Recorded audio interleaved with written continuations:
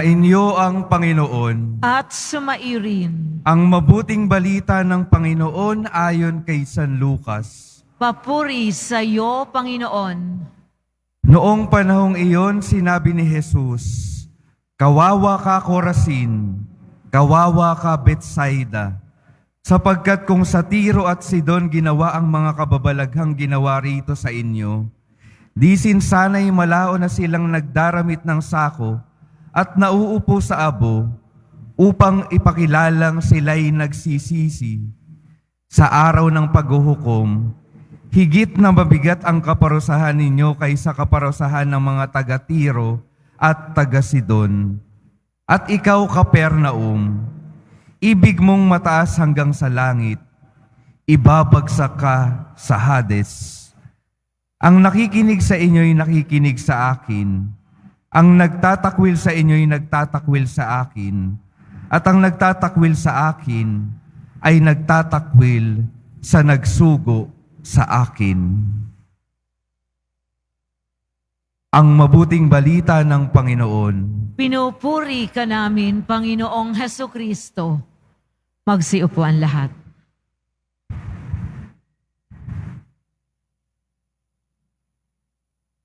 Magandang umaga po sa inyong lahat at maligayang pagdating sa tahanan ng ating mahal na pong Jesus Nazareno.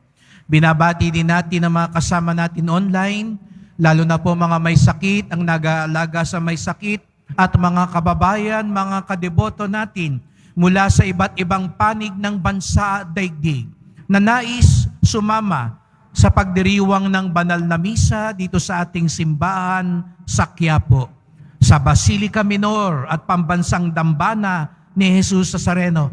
Araw ng Biyernes, unang Biyernes ng buwan, araw ng debosyon, at tayong lahat nagkakasama muli upang magbigay pugay sa Kanya.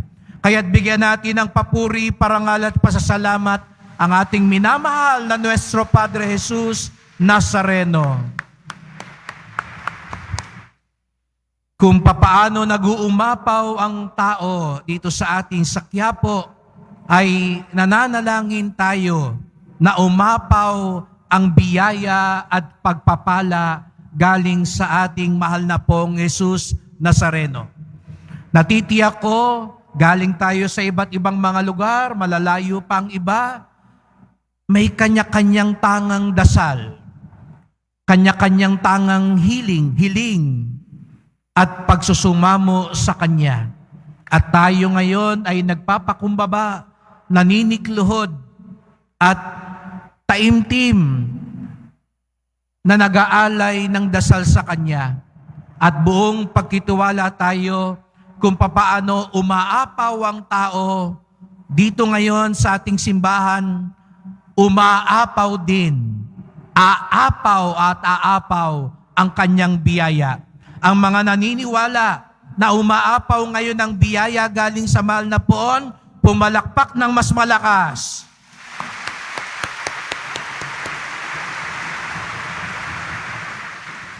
Opo, mahal na pong Jesus Nazareno, tanggapin niyo po ang aming mga dasal at samo. Pero mga kapatid, ang simbahan natin lalo na ay magiging lugar na nag-uumapaw ang biyaya ng Diyos, hindi lang dahil nag-uumapaw ang mga himala. Opo, naniniwala ako. Kaya nga ang daming tao lagi dito sa ating sa Quiapo, sapagat ito'y banal na lugar. Lugar na maraming himala at pagpapala ang naganap. Kaya nga po ako bilang inyong pastol, ay sabik na sabik malaman ang inyong mga kwento. Pagdasal nyo po, dumating ang panahon na malikom natin lahat ang mga kwento ng mga deboto ng Nazareno, ng mga biyayang ibinigay ng ating mahal na pong Jesus Nazareno. Pero hindi lugar na banal lamang ang simbahang ito dahil maraming himalang naganap. Hindi lamang banal ang lugar na ito dahil nangusap si Jesus Nazareno sa lahat ng pumupunta dito. Bagamat nangyayari ang dalawang bagay na ito, naghihimala at nangungusap si Jesus Nazareno, mas pinagpala ang lugar na ito.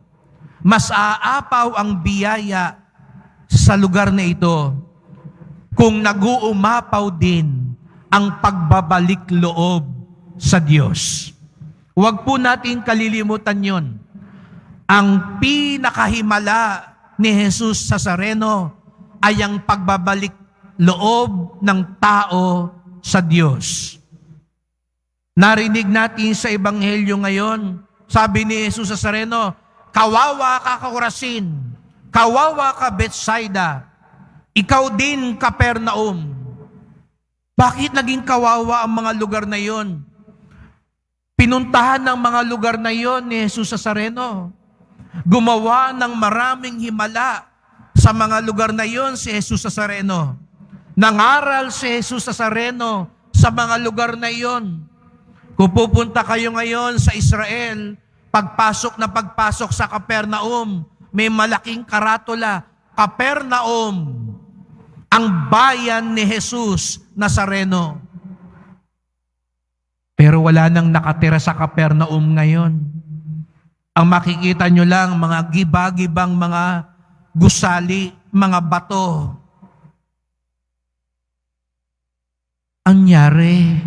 Anong nangyari? Ito yung mga lugar na maraming ginawang himala si Jesus Nazareno. Pero bakit kawawa sila? Nagkulang ba ng himala? Hindi. Nagkulang ba ng salita ng Diyos? Hindi. Ano raw ang nagkulang? Ang pagsisisi, ang pagbabalik loob, ang pagbabagong buhay ng mga taong dinalaw at pinaghimalaan ni Jesus Nazareno. Kaya nga mga kapatid, ito yung ipagdasal din natin. Hindi lang ang mga himala. Opo, maraming himala at pinagdarasal natin yon. Gumaling ang mga may sakit. Guminhawa ang mga taong naghihirap ngayon. Magkasundo ang mga nag-aaway, lalo na sa pamilya. Ngunit wag natin kaligtaan na tunay na papasukin ng biyaya at himala ni Jesus Nazareno upang himukin tayong magsisi at magbagong buhay. Sayang ang himala, sayang ang sakripisyo kung hindi ito ihahatid tayo sa pagbabagong buhay. Sapagkat ang pagbabalik loob, ang tunay na maghahatid sa atin, kapiling si Jesus Nazareno. Kanina pumalakpak tayo na sasabi natin, umapaw ang biyaya. Pero ang pinakakagutuman ng puso natin, ang pinakapagkauhaw ng kaluluwa natin ay walang iba. Hindi yung perang dinagdadasal natin, hindi yung trabaho, hindi lang yung ginhawa. Ang tunay na pagkagutom natin, ang tunay na pinakaasam natin ay makasama si Jesus Nazareno magpakailanman. Hindi na tayo kailangan dumayo pa sa Quiapo. Hindi na natin kailangan pang magsimba araw-araw tuwing Biyernes. Kung hindi sa takdang panahon, sa dulo ng ating buhay, tayo'y papasukin sa kanyang kaharian at kasama natin siya magpakailanman. Ang mga gusto na makasama nila si Jesus Nazareno habang buhay, magpakailanman, itaas ang kamay at pumalakpak pa ng mas malakas.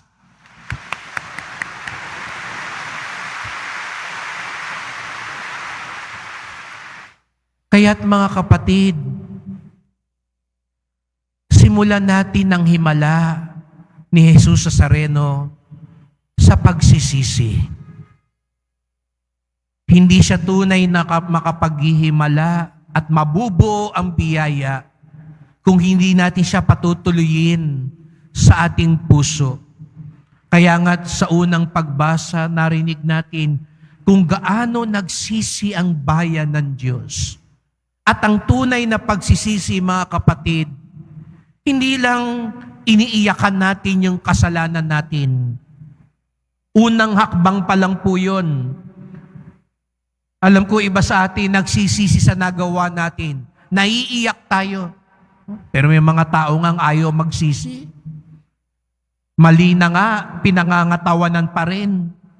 Pagdasal natin yung mga taong matigas ang puso na mali pa rin, pinangangatawanan pa rin. Pinagyayabang pa rin ang kamalian. Walang ibang hangad ang pong Nazareno kung hindi ang lumambot ang puso natin, ang pagsisihan. Pero hindi ho doon natatapos. Opo, naiyak tayo. Nasaktan ko ang asawa ko. Patawad po. Nasaktan ko yung anak ko. Nagtaksil ako. Nawaldas ko yung pera para sa pagkain ng pamilya ko. Naisugal ko. Nagamit ko sa masamang bisyo. Patawad po. Nagbebenta ako ng droga. Pero mga kapatid, hindi natatapos sa pag-iyak ang pagsisisi. Tandaan ninyo, si Judas umiyak din ng umiyak, di ba? Si Judas, sising-sisi sa ginawa niya nung nagkanulo siya kay Jesus Nazareno. Pero kulang. Hindi doon natatapos sa pag-iyak sa mga nagawa nating kasalanan. Ang susunod na hakbang, ang tunay na pagbabalik loob at pagbabagong buhay ay ang pagsusumikap na iwasan na ang nagawang pagkakamali. Kung talagang nagsisisi ka sa pagkakamaling yan, pagsusumikapan natin, opo, walang perpekto sa atin. Baka magawa pa rin natin, pero ipakita ba natin kay Jesus Nazareno, pagsusumikapan ko, mahal na poon, gagawin ko, makakaya ko, na iwasan na ito, na talikuran na ito, na wag ko nang gawin ito. Pag yan ang narinig at nakita sa atin ni Jesus Nazareno, tunay na siyang nakapasok sa puso natin. At doon mangyayari ang kaganapan ng himala. At doon tayo tunay na pinagpala. Mga kapatid, wag naman sana dumating ang panahon, at sabihin ni Jesus Nazareno, kawawa kayong mga taga-Quiapo, naghimala ako dyan, nagsalita ako sa inyo, pero hindi kayo nagsisi, hindi kayo nagbalik loob, hindi kayo nagbagong buhay. Tandaan natin, ang tunay na sukatan ng pagpapala, hindi lang ang himala, hindi lang ang salita. Ang tunay na kaganapan ng himala at pagpapala ay ang pagsisisi, pagbabalik loob, at pagbabagong buhay upang makasama natin si Jesus Nazareno magpakailanman. Kaya't sa pagpapatuloy ng misang ito, tumingin po tayo sa ating mahal na pong Jesus Nazareno at magdasal po tayo. Mahal na pong Jesus Nazareno, naririto na naman kami, inyo pong mga alagad at mga deboto, inyo pong mga anak, mga kapatid, at mananampalataya. Salamat po sapagkat hindi kayo napapagod magsalita at gumawa ng himala.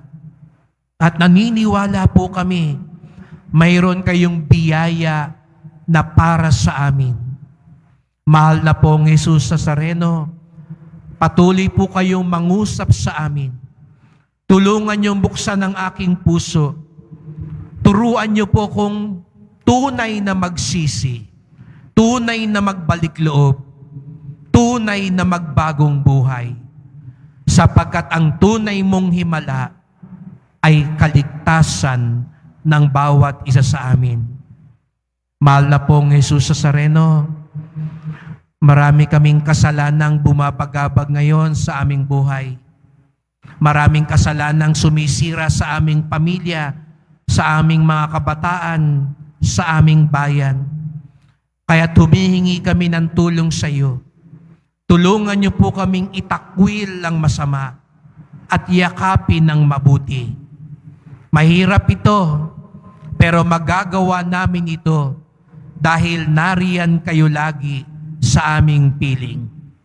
Mahal na pong Jesus Nazareno, kawaan niyo po kami, basbasan niyo po kami. Amen. Amen.